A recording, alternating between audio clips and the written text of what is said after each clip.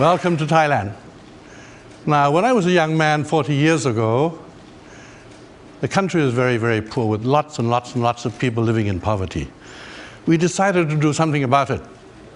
But we didn't begin with a welfare program or a poverty reduction program, but we began with a family planning program following a very successful maternal child health sets of activities. So basically, no one would accept family planning if their children didn't survive. So the first step, get to the children, get to the mothers, and then follow up with family planning. Not just child mortality alone, you need also family planning. Now let me take you back as to why we needed to do it. In my country, that was the case in 1974. 7 children per family, tremendous growth at 3.3%. There was just no future. We needed to reduce the population growth rate. So we said, let's do it. The women said, we agree, we'll use pills, but we needed doctors to prescribe the pills. And we had very, very few doctors. So we didn't take no as an answer, we took no as a question. So we went to the nurses and the midwives, who were also women, and did a fantastic job at explaining how to use the pill. That was wonderful, but it covered only 20% of the country. What do we do for the other 80%? Leave them alone and say, well, they're not medical personnel? No, we decided to do a bit more. So we went to the ordinary people that you saw. Actually, below that yellow sign, I wish they hadn't wiped that, because there was Coca-Cola there. We were so much bigger than Coca-Cola in those days. And no difference. The people they chose were the people we chose. They're well known in the community. They knew that customers were always right, and they were terrific. And they practiced their family planning themselves.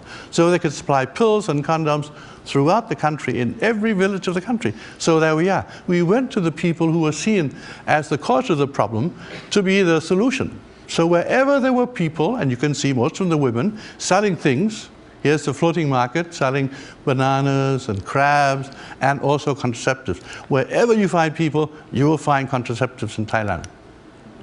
And then we decided, why not get to religion? Because in the Philippines, the Catholic Church was pretty strong, and Thai people were Buddhists. So we went to them and they said, look, could you help us? So I'm there, the one in blue, not the yellow, holding a bowl of holy water for the monk to sprinkle holy water on pills and condoms for the sanctity of the family.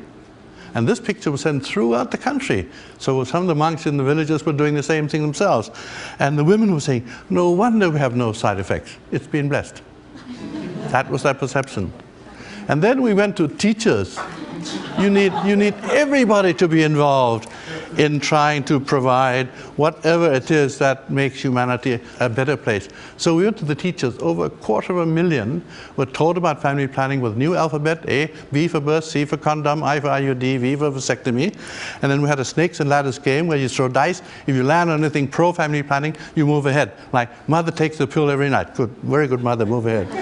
Uncle buys condom. Very good uncle, move ahead. Uncle gets drunk, doesn't use condom. Come back, start again. Again, education plus entertainment. And the kids were doing it in schools too. We had relay races with condoms. We had children's condom blowing championship.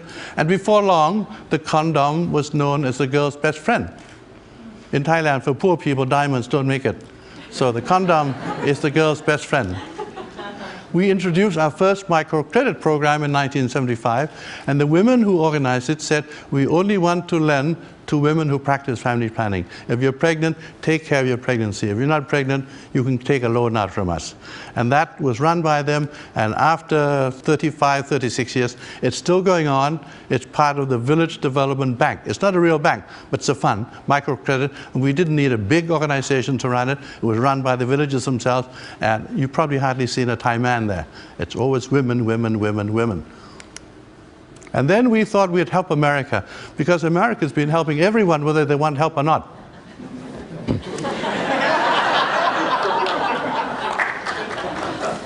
And this is on the 4th of July.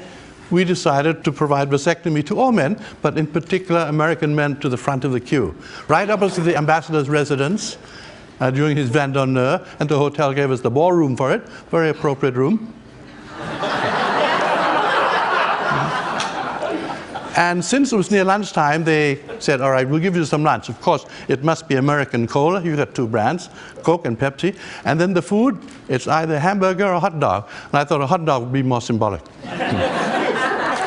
And here is this then young man called Willie Bohm, who worked for the USAID.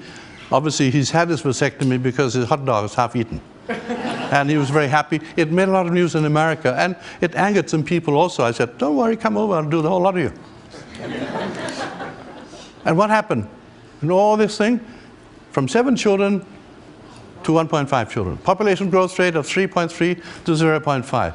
You could call it the Coca-Cola approach if you like. It is exactly the same thing. I'm not sure whether Coca-Cola followed us or we followed Coca-Cola, but we're good friends. And so that's the case of everyone joining in. We didn't have a strong government. We didn't have lots of doctors, but it's everybody's job who can change attitude and behavior. Then AIDS came along and hit Thailand, and we had to stop doing a lot of good things to fight AIDS. But unfortunately, the government was in denial. So our work wasn't effective. So I thought, well, if you can't go to the government, go to the military. So I went to the military and asked to borrow 300 radio stations. They have more than the government, and they got more guns than the government. So I asked them, could they help us in our fight against HIV? And after I gave them statistics, they said, yes, okay, you can use all the radio stations, television stations, and that's when we went onto the airwaves. And then we had a new prime minister soon after that, and he said, Michai, could you come and join?